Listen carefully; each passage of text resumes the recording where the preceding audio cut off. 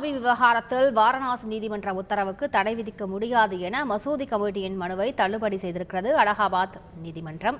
முழு விவரங்களை செய்தியாளர் வெங்கடேசன் வழங்க கேட்கலாம். வெங்கடேசன் வணக்கம். இந்த உத்தரவு குறித்த முழு விவரங்கள் என்ன வெங்கடேசன்? வணக்கம். ஞானவாபி மசூதியில் உள்ள தெற்கு நிலவரையை வழிபட இந்துக்களுக்கு அனுமதி அளித்து வாரணாசி மாவட்ட நீதிமன்றம் ஒரு உத்தரவை பிறப்பித்திருந்தது. இந்த உத்தரவுக்கு எதிராக மசூதி கமிட்டியின் சார்பில் தாக்கல் செய்த மனுவை அலகாபாத் உயர்நீதிமன்றம் விசாரித்தது. குறிப்பாக இந்த வழக்கின் பின்னணியை பார்த்தோம் என்றால், ஞானவாபி மசூதியில் உள்ள தெற்கு நிலவரையில் வியாஸ் குடும்பத்தினர் கடந்த 1993 வரை பூஜை நடத்தி வந்தனர். ஆனால் மாநில அரசின் உத்தரவின் பேரில் இந்த பூஜை வழக்கம் நிறுத்தப்பட்டது.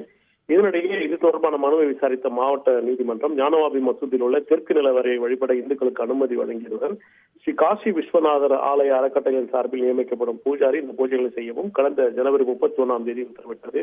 உடனடியாக ஒரு இடைக்கால தடை விதிக்க ஒரு மனு தாக்கல் செய்யப்பட்டது. அப்போது இந்த மனுவை விசாரித்த அலகாபாத் நீதிமன்றம் இடைக்கால தடை விதிக்க முடியாது என ஏற்கனவே பிப்ரவரி 1 தெரிவித்த நிலையில் இந்த மனுவை விரிவாக விசாரித்து இன்று தீர்ப்பளித்துள்ளது. அதில் ஞானவாபி மசூதியில் உள்ள தெற்கு நிலவரையை வழிபட இந்துக்களுக்கு அனுமதி அளித்த வாரணாசி மாவட்ட நீதிமன்ற உத்தரவுக்கு தடை விதிக்க முடியாது என தெரிவித்ததுடன் தடை கோரிய மசூதி கமிட்டியின் மனுவையும் தள்ளுபடி செய்து உத்தரவிட்டுள்ளது.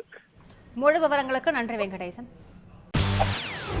செய்திகளை உடனுக்குடன் தெரிந்து கொள்ள உடனே சப்ஸ்கிரைப் பண்ணுங்க.